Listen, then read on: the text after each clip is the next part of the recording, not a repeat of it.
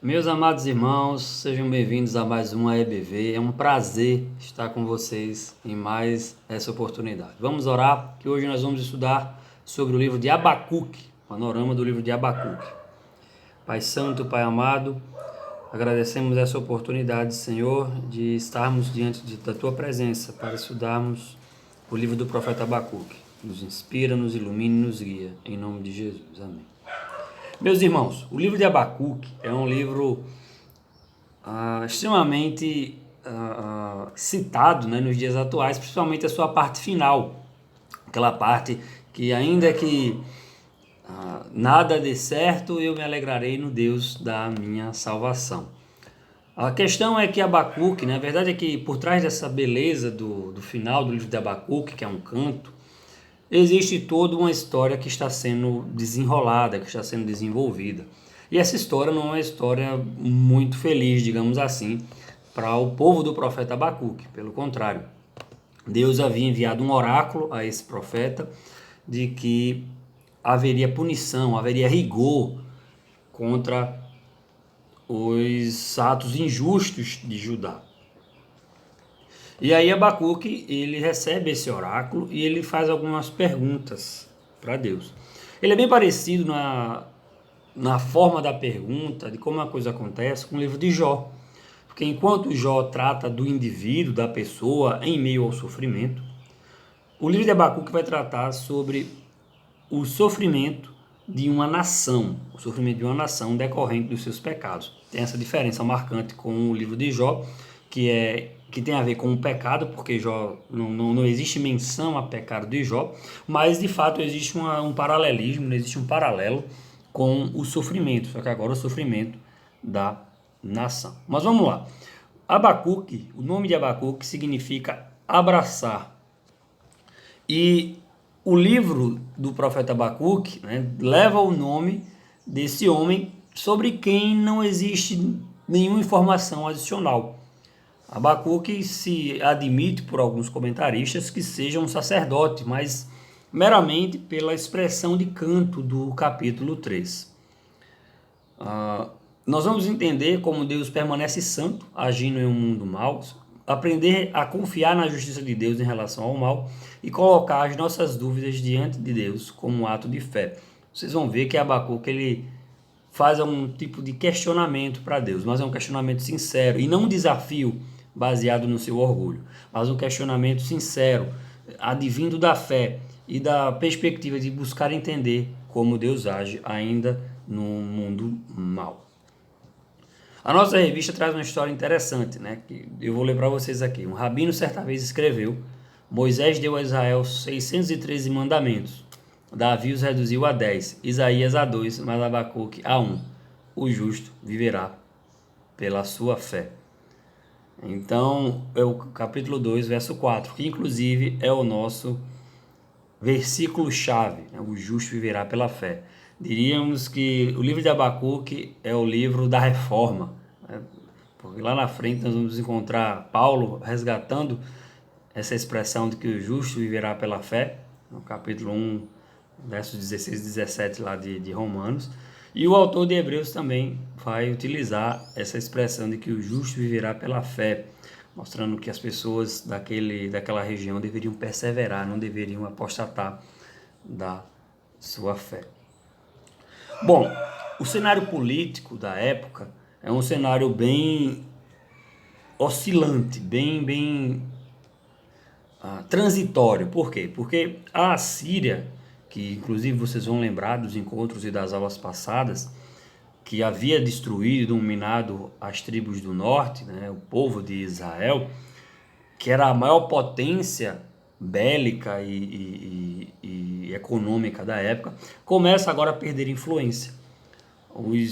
As disputas internas e a má administração começa a levar a Síria, começa a arrastar a Síria para um período de declínio do seu poder. E outro povo começa a aparecer, a irromper, inclusive buscando se desvencilhar do domínio assírio. E esse povo são os caldeus, ou os babilônios, que nós vamos saber, vamos conhecer lá na frente, que vai ser responsável por levar o povo cativo para a Babilônia e que vão dominar agora econômica e politicamente essa região. É bem verdade que isso é um cenário internacional. No cenário interno, se admite que Abacuque tenha ali iniciado seu trabalho profético entre o rei Josias e Jeoaquim. A nossa revistinha daqui a data de 608 a.C. Tive a curiosidade de pesquisar e alguns comentaristas acham que essa data é uma data pouco provável, porque muito provavelmente a Síria, já depois do ano 612, ela já não tinha tanta influência e os babilônios já tinham crescido. Como o Abacuque usa aqui no livro a expressão dos caldeus, os babilônicos, é bem provável que o livro tenha sido escrito ali até entre 620 a.C. e 640, mas a nossa revista aqui adota 608. A gente pode até discutir, né, nos grupos internos essa questão, mas eu realmente sou da opinião de que aconteceu um pouco antes a escrita do livro do profeta Abacuque. Ele se dirige a Judá, naturalmente, porque o povo de Israel, as tribos do norte já haviam caído, e o tema desse livro, além de tudo, é fé, e a gente vai descobrir por quê. Porque mesmo em meio às dificuldades, mesmo em meio ao anúncio da disciplina e da santidade de Deus, a expressão de que o justo viverá pela fé é uma expressão de esperança, porque mostra que mesmo em meio ao mundo caído e perigoso, é possível que aqueles que são chamados de justos, não pela sua condição perfeita, mas porque confiam no Deus poderoso, né, porque depositam nele a sua expectativa, esses vão viver, porque o Senhor há de salvá-los. Então, vamos lá para o esboço do livro. Olha só, antes da gente ir para o esboço do livro, eu queria que a gente discutisse um pouco sobre o propósito da mensagem, né? O propósito da mensagem é exatamente abordar a santidade de Deus. São dois atributos especificamente, a santidade de Deus e a justiça de Deus. Por que a santidade e a justiça? A gente vai ver que o povo de Judá estava praticando muita iniquidade. Então, Abacuque se pergunta como é que Deus poderia não tomar providência a respeito do pecado do povo. Como assim? Se Deus é justo, se é santo, como é que poderia fazer isso? Isso tem a ver mais com a santidade. Mas Deus mostra que ele não estava alheio ao que estava acontecendo e que a providência já havia sido tomada. Os babilônicos seriam juiz e a justiça contra o povo de Judá. E aí Abacuque se pergunta, como assim? Um povo iníquo, perverso, mais perverso do que os judeus, vão ser a justiça de Deus para a vida do povo? Como assim? Então ele começa a questionar a justiça de Deus. E nós vamos descobrir que Deus age soberanamente e os seus atos não são injustos. E a gente vai ver no decorrer do livro, tá? Então, o diálogo começa com a queixa ao Senhor por conta da injustiça que o profeta via à sua volta. Olha lá, vamos lá ler. O peso porque realmente é um julgamento, né? Lembre-se aqui que a gente pode estar inclusive falando sobre uma balança, é o peso que viu o profeta Abacuque, né? Ou seja, vem uma profecia, né, relacionada a juízo, é um peso. Até quando, Senhor, clamarei eu e tu não me escutarás? Gritar-te-ei violência e não salvarás. Por que razão me mostras a iniquidade e me fazes ver a opressão? Pois que a destruição e a violência estão diante de mim, havendo também quem suscite a contenda e o litígio. Por esta causa a lei se afrouxa e a justiça nunca se manifesta, porque o ímpio cerca o justo e a justiça se manifesta distorcida. Essa é a realidade do povo de Judá. O reinado do rei Manassés destruiu completamente a justiça e o equilíbrio que existia ali dentro do povo de Judá. Foi um reinado horrível. E embora Josias, que era neto de Manassés, tentasse resgatar principalmente a adoração, a destruição social, a injustiça social estava reinante. E devemos lembrar que mesmo Josias agia enquanto rei, mas ele não conseguiria impingir, colocar no coração das pessoas a mudança verdadeira. É o motivo pelo qual nós cremos que essa mudança só acontece mediante uma conversão individual, sincera, e que, embora os governantes hajam no intuito de promover um retorno à adoração genuína ou à justiça social, se não houver, de fato, um pleno conhecimento e iluminação do Espírito de Deus, nós não vamos caminhar dentro dessa justiça que deve correr perene, como diz o livro de Amós. Então a primeira pergunta que surge é: por que os ímpios não são castigados? Eu estou vendo tanta injustiça, Abacuque diz, e por que os ímpios não são castigados? E aí ele vai comentar, né? Deus mostra que não, ele não está alheio e que sim, a providência está tomada. Os babilônicos vão fazer justiça contra o povo de Judá. Isso aí está do capítulo 1, verso 5 a 11. Vede entre os gentios e olhai, e maravilhai-vos e admirai-vos, porque realizarei em vossos dias uma obra que vós não crereis quando for contada. Porque eis que suscita os caldeus, nação amarga e impetuosa, que marcha sobre a largura da terra para apoderar-se das suas moradas que não são suas. Horrível e terrível é, dela mesma sairá o seu juízo e a sua dignidade. E os seus cavalos são mais ligeiros que os leopardos e mais espertos que os lobos à tarde. Os seus cavaleiros espalham-se por toda parte. Os seus cavaleiros virão de longe e voarão como águias que se apressam a devorar. Eles todos virão para fazer violência. Os seus rostos buscarão o vento oriental e reunirão os cativos como areia. E aí surge uma pergunta natural: como assim? Deus vai fazer justiça contra o povo de Judá, usando uma nação mais ímpia do que o povo de Judá? Por que usar a Babilônia se eles são tão perversos ou mais perversos do que o povo de Judá? E a resposta vai estar exatamente no plano seguinte, do capítulo 2, verso 2 até o 20, porque ele é soberano e disciplinará as nações. Ele usa quem ele quer, ainda que seja de forma ímpia, mostrando que Deus governa, inclusive, as forças que, na sua essência, na sua concepção, são malignas. Nada foge ao seu controle e ao seu propósito. E embora isso possa parecer injusto, Deus santo, Deus poderoso, usar algo que é mal para o seu propósito, isso não está em desacordo com as Escrituras. Ainda que Deus permaneça bom o tempo todo, santo o tempo todo, todas as coisas que acontecem nesse mundo não fogem ao controle de Deus e vão cumprir sim o seu propósito. Não da maneira que deveriam cumprir ou que deveriam agir para que recebessem o bem de Deus, mas até mesmo o ato mal das pessoas é transformado em bem por Deus. E esse é o bem que Deus faria, né? O juízo, a justiça, a punição dos pecados do povo de Judá. E no finalzinho do livro, né, do capítulo 3, praticamente, Abacuque demonstra a sua confiança em Deus, que é a mesma coisa que acontece no livro de Jó.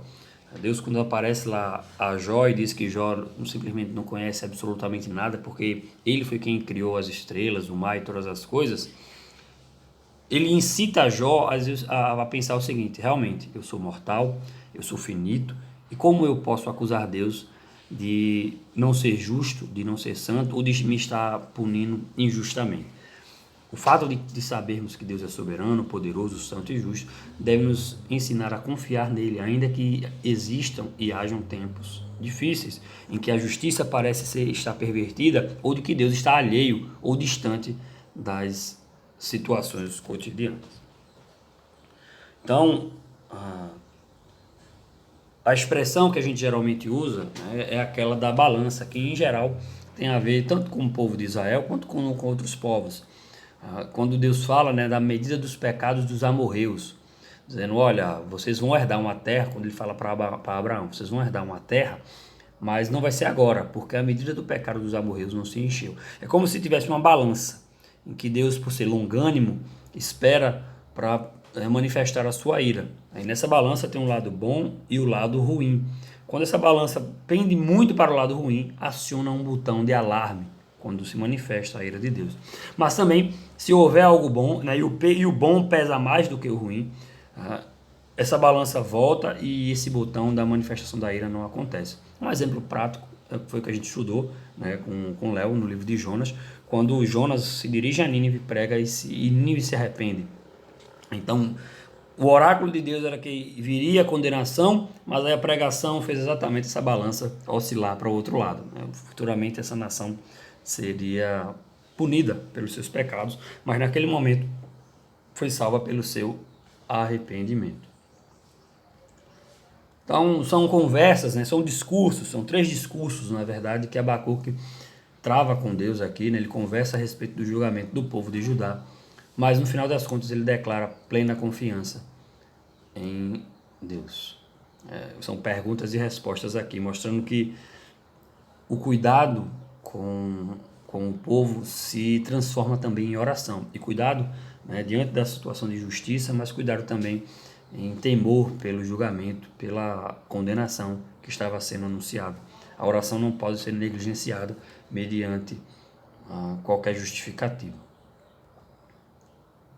E aí surge também o problema do mal, né? Por que não combate o mal? O mal de Judá seria aniquilado por um mal maior, vindo dos caldeus e do Império Babilônico, que dominaram Judá. E Deus governa acima desse mal, ele não está limitado. Mas mesmo assim, Deus exemplifica que o povo babilônico vai ser julgado também. Deus não deixa Abacuque, ainda que Deus não devesse nenhuma resposta a Abacuque, ele mostra que o povo babilônico seria julgado sim pelos seus atos pecaminosos. Eles não passariam sem julgamento. A questão é, como eu falei, a medida dos pecados ou a longanimidade de Deus ainda estava iniciando com aquele povo. E eles seriam julgados, né? Tanto que foram julgados, como a gente viu lá no nosso panorama, né? No livro dos reis, das crônicas, que, por exemplo, a volta do exílio acontece mediante o poder dos persas, ou seja, os persas vão surgir como potência global e vão destituir deste lugar os babilônicos. Então nós temos aí que a clara expressão, né, o próprio livro de Isaías também tem profecias contra os babilônicos, que Deus não vai deixar impune esse povo, né? Então, lá no capítulo 2, a partir do verso 1, nós vamos ver no verso 2, capítulo 2, verso 2, nós vamos ver Deus mostrando a sua soberania, né? Sobre a minha guarda estarei, sobre a fortaleza me apresentarei e viajarei para ver o que falará a mim e o que eu responderei quando for arguído. Isso é Abacuque dizendo, né? Então o Senhor respondeu: escreve a visão e torna bem legível sobre tábuas, para que a possa ler quem passa correndo, porque a visão é ainda para o tempo determinado, mas se apressa para o fim, e não se enganará. Se tardar, espera-o, porque certamente virá, não tardará. Minha alma, eis que a sua alma está orgulhosa, não é reta nele, mas o justo viverá pela sua fé. Não levantarão, verso 6, pois todos estes contra ele, uma parábola e um provérbio sarcástico contra ele, se dirá: ai daquele que multiplica o que não é seu, até quando? E daquele que carrega sobre si dívidas. Porventura não se levantarão de repente os seus extorqueadores e despertarão os que te farão tremer, e não lhes servirá estudo e despojo? Porquanto despojaste a muitas nações, todos os demais povos te despojarão a ti, por causa do sangue dos homens e da violência feita à terra, à cidade e a todos que nela habitam. Então existem aqui declamações em relação ao povo babilônico. Essas declamações têm a ver com versos 6 a 8 do capítulo 2, exploração, desonestidade, 9 a 11, egoísmo, 12 a 14, orgulho, 15 a 17, e idolatria, do 18 a 20. Então, a reação de Abacuque, né, que tem a ver com a oração, deve ser a reação que nós devemos dar em resposta às falas, aos oráculos, às determinações que Deus nos dá. Muitas vezes, por não entender as situações, a oração é exatamente essa conversa, essa comunicação. Assumir o seu lugar como criatura no plano de Deus, não que controla as coisas, ou que diz a Deus o que faz, mas de buscar face a face o Senhor para obter socorro, obter alívio, né, diante das aflições e das angústias desse mundo. Assim como Abacuque se submete ao tempo de Deus para julgar e libertar, ele se lembra dos muitos feitos que o Senhor realizou na história. E depois de ter explicado de que Deus julgaria também essa nação, de que ele agiria retamente, de que ele não estaria escondendo a sua face ou indiferente aos pecados e às injustiças, Abacuque faz a oração linda, né, do capítulo 3. E o verso 2 eu acho muito bacana, né? Eu sei que tem os versos lá 17, né, que são muito bonitos também, mas ele diz assim: ouvi, Senhor, a tua palavra e temi. Aviva ao Senhor a tua obra no meio dos anos. No meio dos anos faze-a conhecida, mas na tua ira lembra-te da misericórdia. Olha que expressão bonita. Ouvi, Senhor, a tua palavra e temi. Aviva ao Senhor a tua obra no meio dos anos. No meio dos anos faze-a conhecida. Na tua ira lembra-te da misericórdia. Que obra é essa que Abacuque está dizendo para o Senhor avivar?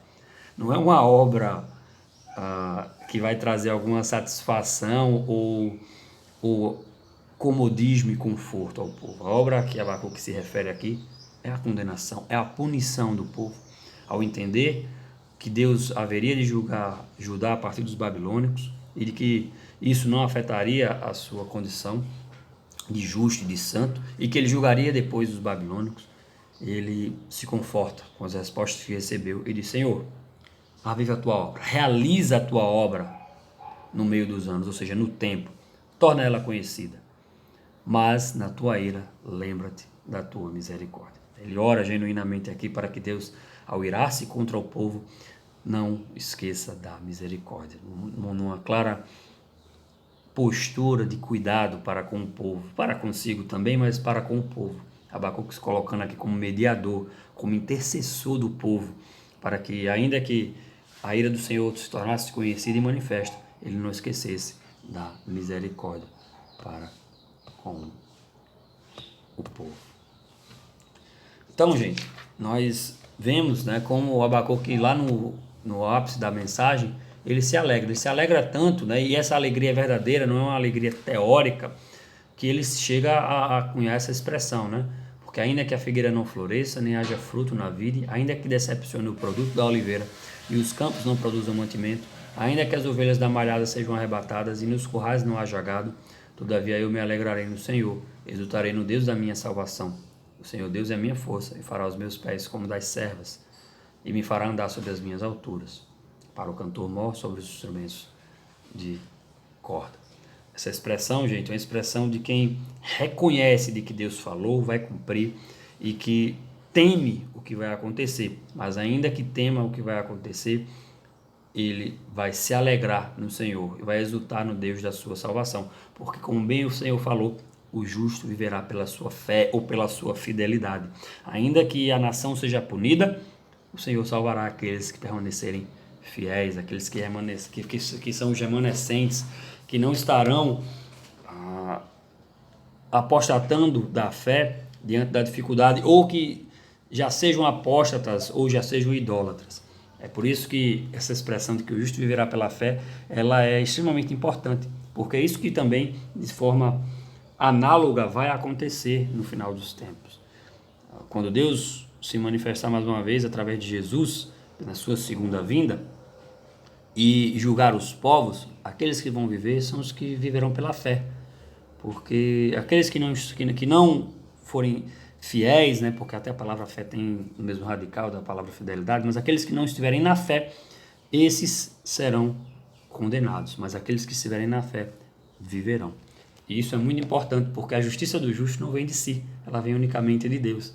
É por isso que Paulo explica tão brilhantemente lá no livro de Romanos, que a salvação ela não depende de nós, ela depende exatamente da obra perfeita de Cristo.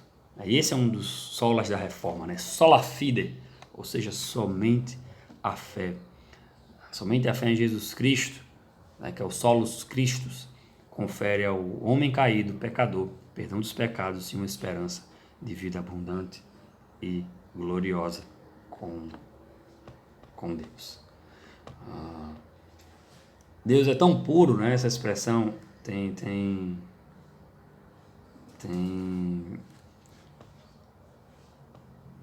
agora eu esqueci a palavra, mas essa expressão é muito usada, né, para se referir a Deus como aquele que é muito santo, né? Ele é tão puro de olhos que não pode contemplar o mal. Mas nós vemos aqui no livro de Abacuque que a santidade de Deus vai se manifestar de duas formas. A santidade é a justiça, né? Pela disciplina contra o mal, Abacuque 1:12, e pela incorruptibilidade perante o mal, que é o capítulo 1, verso 13. Deixa eu botar aqui para a gente ler, para a gente finalizar, a gente chegando ao fim, gente. Estou sendo até bem breve hoje, né? Porque o livro ele é curtinho mesmo, e eu também não vou me estender bastante, porque eu sei que fica cansativo para vocês. Tu és tão puro de olhos que não podes ver o mal, e a opressão não podes contemplar. Porque olhas para os que procedem aleivosamente e te calas quando o ímpio devora aquele que é mais justo que ele. Deus é tão puro de olhos que não pode ver o mal. Essa expressão aqui não é uma expressão de que Deus não pode controlar o mal, mas é que ele não tolera o mal. Ele, ao ver o mal, ele não se faz indiferente. Ele considera aquilo e ele julga. O que Abacuque estava perguntando aqui era, né, quando isso ia acontecer, para que essa injustiça fosse varrida da terra. Mas nós vemos aqui que isso está em pleno acordo com a soberania, com o poder, a santidade e a justiça de Deus. Então, nós vemos aí que... e no livro de Abacuque também fala que a glória do Senhor se fará conhecida na terra, assim como o mar, como a água enche o mar. Ele vai dizer exatamente isso também, que a glória do Senhor será manifesta, assim como as águas enchem o mar. Numa clara referência à vinda de Jesus. Uma clara referência à vinda de Jesus, porque a única maneira da glória do Senhor se manifestar dessa forma é que, ao Jesus vir ao mundo e executar a sua obra, as pessoas também tenham a oportunidade de serem salvas e fazerem parte, serem partícipes da glória de Deus. E o segundo é exatamente o primeiro, na verdade, era a fé, né? O segundo é a glória do Senhor, né? Mas o primeiro é essa ideia do justo viverá pela fé, que é resgatada pelo apóstolo Paulo e pelos apóstolos do advento, né? Do primeiro advento de Cristo, que os justos viverão pela fé, o justo viverá pela fé. Não tem a ver com a justiça ou a retidão moral perfeita, mas tem a ver com a justiça de Deus, que é Jesus Cristo, que é o justo morrendo pelos injustos, para que aqueles que eram injustos se transformem em justos, não em perfeitamente morais, em perfeição moral ou em retidão perfeita, mas em justiça que é imputada. É isso que Paulo diz lá quando fala de Abraão. Assim como Abraão creu e a justiça foi imputada, e a fé foi como imputada como justiça, é isso que acontece naqueles que creem no Senhor Jesus. A fé é imputada como justiça. Recebemos a justiça de Cristo e ele recebe a condenação que nos era devida. E é por isso que, ao sermos salvos, né, nós podemos não só ver a glória do Senhor na face de Cristo, mas vamos ver ela espalhada por toda a terra, principalmente quando ele vir pela segunda vez, né, e julgar os vivos e os mortos. Bom, gente, concluindo, Abacuque encontrou refúgio no Senhor ao descrever o inimigo e recebeu de Deus a segurança de que ele está no controle de cada situação. Viver pela fé é seguir em frente com Deus, mesmo que não entendamos seus desígnios, com a certeza de que nele temos paz e segurança. Se alegre no Senhor, seja qual for a dificuldade, porque você